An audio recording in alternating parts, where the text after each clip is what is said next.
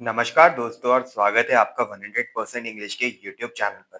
दोस्तों आज हम एक ऐसी जर्नी पर चलेंगे जो सिर्फ एक फिजिकल ट्रेवल नहीं था, बल्कि एक प्रोफाउंड स्पिरिचुअल और पॉलिटिकल अवेकनिंग थी। हम डिटेल में बात करने वाले हैं अब पिलग्रिमेज टू तवंग की, जिसे लिखा था वेरियर एल्विन ने। अगर आपको इस टॉपिक या फिर ऑथर के बारे में कुछ भी नहीं पता है, तो बिल्कुल टेंशन मत लीजिए। हम बिल्कुल बेसिक जीरो लेवल से स्टार्ट करेंगे और हर एक डिटेल को कवर करेंगे। तो चलिए सबसे पहले समझते हैं वेरियर एल्विन आखिर थे कौन, क्योंकि उनकी लाइफ स्टोरी अपने आप में किसी मूवी से कम नहीं है। वेरियर एल्विन एक ब्रिटिश एंथ्रोपोलॉजिस्ट थे जो ओरिजिनली ऑक्सफोर्ड में एजुकेटेड एक एंग्लिकन प्रीस्ट थे। उन्होंने शुरुआत में रिलीजन को काफी क्लोजली स्टडी किया था, लेकिन 1927 में वो एक मिशनरी बनकर इंडिया आए। उनका ओरिजिनल प्लान तो अलग था, लेकिन इंडिया आकर उनकी लाइफ का पूरा ट्रेजेक्टरी बदल गया। यहाँ आकर वो महात्मा गांधी की फिलॉसफी और इंडियन कल्चर से इतने डीपली इन्फ्लुएंस हुए कि उन्होंने अपना चर्च का काम छोड़ दिया और अपनी पूरी लाइफ इंडिया के ट्राइबल लोगों के अपलिफ्टमेंट और उनकी स्टडी में डेडिकेट कर दी। ये कोई ऑर्डिनरी ऑब्जर्वर नहीं थे। वेरियर एल्विन ने इन ट्राइब्स के बीच रहना शुरू किया, उनके साथ खाना खाया और उनकी हार्डशिप्स को अपना लिया। यहाँ तक कि उन्होंने लीगली इंडियन सिटीजनशिप भी ले ली। उनका ये ट्राइबल लाइफ और कल्चर पर जो एक्सेप्शनल एम्पैथेटिक काम था, उसने गवर्नमेंट का ध्यान अट्रैक्ट किया। उस टाइम के प्राइम मिनिस्टर जवाहरलाल नेहरू उनके काम से इतने इम्प्रेस थे कि उन्होंने वेरियर एल्विन को एडवाइजर ऑफ ट्राइबल अफेयर्स बना दिया for the north east frontier agency, यानी एनईएफए, जो एरिया आज के टाइम पर हमारा अरुणाचल प्रदेश है। तो आप समझ सकते हैं जो ऑथर हमें तवांग घुमाने वाला है, उसका इन्हीं पहाड़ी लोगों और यहाँ के कल्चर के साथ कितना डीप कनेक्शन। अब आते हैं हमारे टेक्स्ट पर। अब पिलग्रिमेज टू तवंग ये कोई स्टैंड अलोन बुक नहीं है, बल्कि एक एक्सट्रैक्ट यानी कि एक चैप्टर है उनकी बहुत ही फेमस बुक जो कि 1964 में आई थी, जो कि एक ऑटोबायोग्राफी थी और इसका नाम था the tribal world of Verrier Elwin. इस पर्टिकुलर एस्से में वेरियर एल्विन अपनी 1956 की जर्नी को नरेट करते हैं जो उन्होंने अपनी वाइफ लीला के साथ की थी, तवंग तक। अब आप सोच रहे होंगे कि यार तवंग में ऐसा क्या स्पेशल है जो इस चैप्टर को हमारे सिलेबस में इंक्लूड किया गया है। तवंग एक बहुत ही ब्रेथ टेकिंग अपलैंड वैली है जो बिल्कुल हाई एल्टीट्यूड पर भूटान और तिब्बत के बॉर्डर्स के बीच सिचुएटेड है। ये एस्से एक टिपिकल बोरिंग ऑफिशियल ट्रेवलॉग नहीं है। टाइटल में ही वर्ड यूज हुआ है पिलग्रिमेज, जिसका मतलब होता है तीर्थ यात्रा। वेरियर एल्विन का बुद्धिज्म के टुवर्ड्स एक बहुत ही स्ट्रॉन्ग स्पिरिचुअल अट्रैक्शन था। इसलिए जब उन्हें इस एक्सट्रीम रिमोट और ब्यूटीफुल जगह पर ट्रेवल करने का मौका मिला, जहाँ एक बहुत एंशियंट और सिग्निफिकेंट बुद्धिस्ट मॉन्टेसरी थी, तो उन्होंने इसे एक ब्यूरोक्रेटिक असाइनमेंट की तरह नहीं, बल्कि अपनी आत्मा की शांति और स्पिरिचुअल फुलफिलमेंट के लिए एक पिलग्रिमेज की तरह अप्रोच किया। इस एस्से में उन्होंने इस डिफिकल्ट जर्नी के हार्डशिप्स, वहाँ के एस्टॉनिशिंग नेचुरल लैंडस्केप्स और एनईएफए के लोकल ट्राइब्स, स्पेशली उनकी प्योरिटी और लाइफस्टाइल को बहुत ही डिटेल और शार्प ऑब्जर्वेशन के साथ कैप्चर किया है।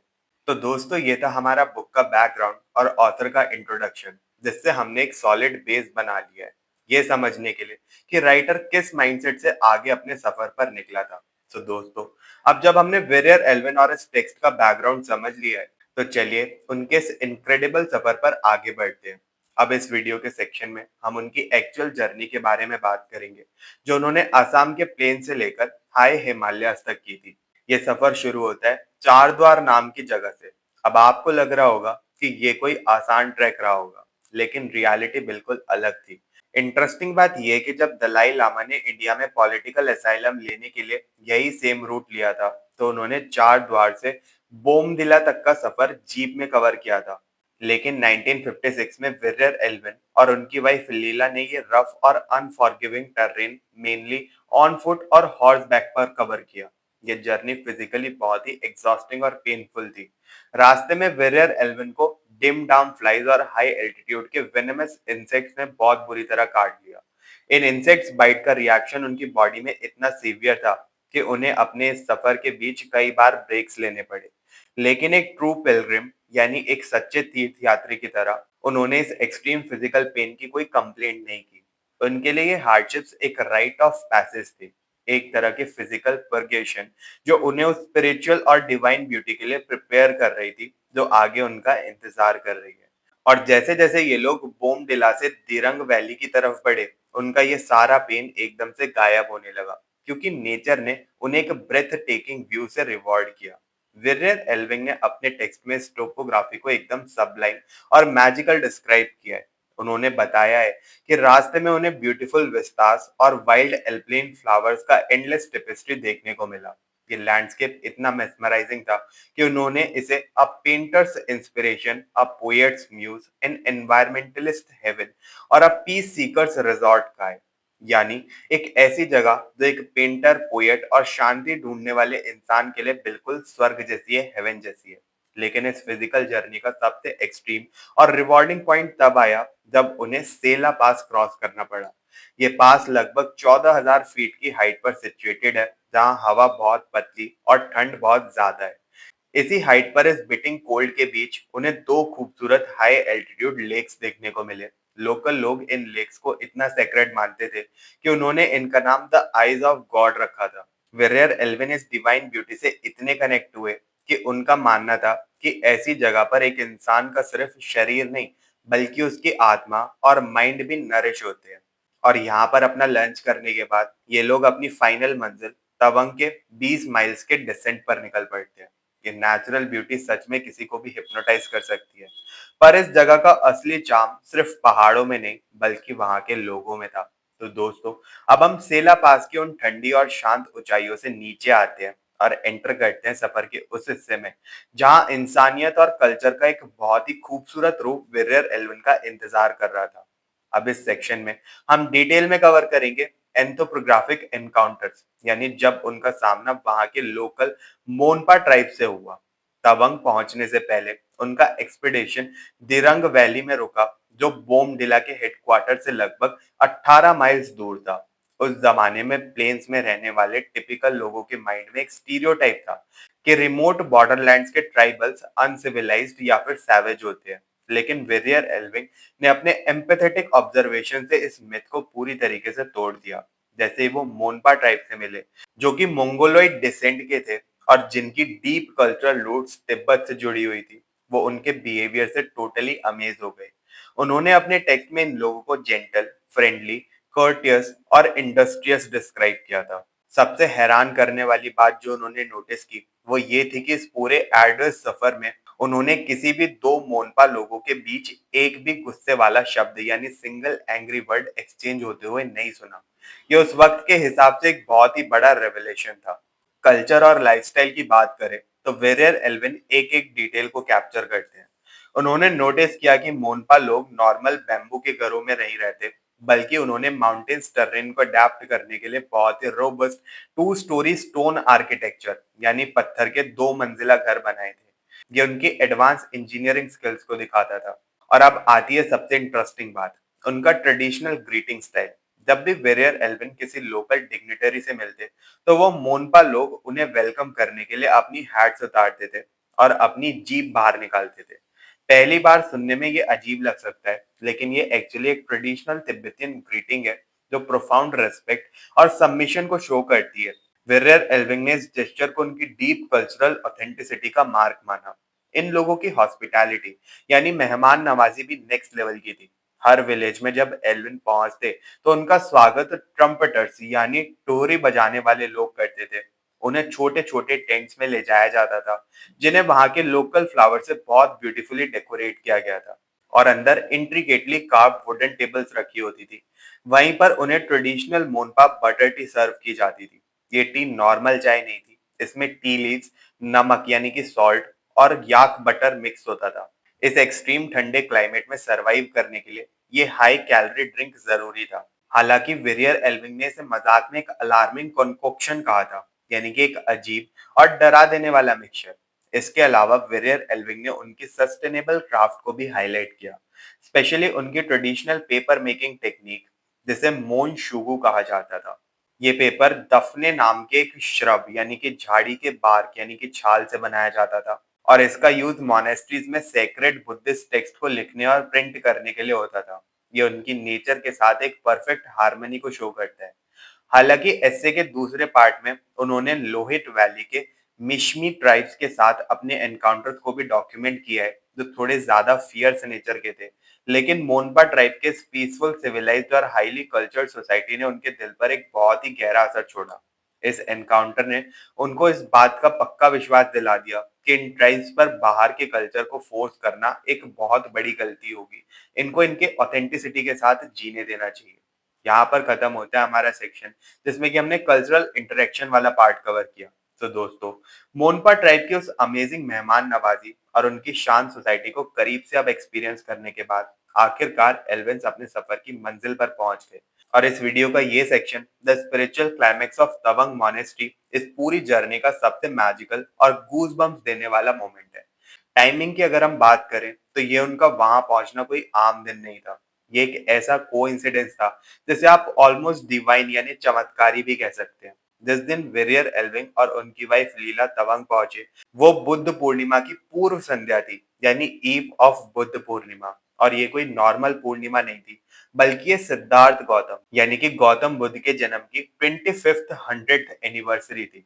आप जरा खुद को उनकी जगह पर रखकर इमेजिन कीजिए। वेरियर एल्विंग एक इंसान जो अपनी लाइफ की शुरुआत में इंग्लैंड में एक रिजिड एंग्लिकन प्रीस्ट था, और धीरे धीरे उनकी आत्मा ईस्ट की डीपली कंपैशनेट फिलॉसफीज की तरफ मुड़ गई थी। उनके लिए इस खास दिन तवंग मॉनेस्ट्री में आना एक प्रोफाउंड स्पिरिचुअल क्रिस्टलाइजेशन का मोमेंट था। उन्हें लगा जैसे उनका यहाँ आना पहले से ही तय था। तवंग मॉनेस्ट्री अपने आप में महायाना बुद्धिज्म का एक पीक यानी जेनिथ है, जिसमें लोकल तांत्रिक एलिमेंट्स का भी गहरा इन्फ्लुएंस दिखता है हमको। यहाँ पर उनका स्वागत जिस ग्रैंड तरीके से हुआ, उसने उनका दिल जीत लिया। उन्हें रिसीव करने के लिए तवंग के एबॉट खुद आए, जिन्हें वेरियर एल्विंग ने उस वक्त बुद्धिज्म का one of the greatest living saints कहा था। स्वागत का नजारा कैसा था? एक बहुत ही grand ceremonial guard of honour रखा गया था। वहां मोनेस्टिक बैंड्स थे, डीप थ्रोटेड ट्रम्पेट्स थे, यानी भारी आवाज वाली लंबी टोरियां बज रही थी, और छोटे छोटे यंग नोविटिएट्स यानी नए बच्चे जो मॉन्क बनने की ट्रेनिंग ले रहे थे, इस सब में हिस्सा ले रहे थे। ये पूरा माहौल इतना पावरफुल और प्योर था कि इसने दोनों विजिटर्स को डीपली मूव कर दिया। वहां रुकने के दौरान वेरियर एल्विंग ने मोनेस्ट्री की मैसिव लाइब्रेरी में काफी वक्त बिताया। उन्हें तुरंत रियलाइज हो गया कि ये लाइब्रेरी कोई आम जगह नहीं है, बल्कि थियोलॉजिकल और हिस्टोरिकल टेक्स्ट का एक बेशकीमती खजाना है। लेकिन इस पूरे सफर का जो एब्सोल्यूट क्लाइमेक्स था, वो तब आया जब विरियर एल्विंग मॉनेस्ट्री की बालकनी पर खड़े थे। नीचे वैली में बुद्ध पूर्णिमा के ग्रैंड सेरेमोनियल प्रोसेशंस यानी कि झांकियां चल रही थी, और उस वक्त उस बालकनी से उस नजारे को देखते हुए उन्होंने अपने अंदर एक ऐसी इंटेंस एनर्जी फील की, जिसे उन्होंने टेक्स्ट में डिवाइन इंस्पिरेशन का नाम दिया। यहाँ आकर उनका नजरिया पूरी तरीके से बदल गया। उन्होंने अपनी ऑटोबायोग्राफी में स्पेसिफिकली लिखा है, it meant something much more to me than the ordinary official tour.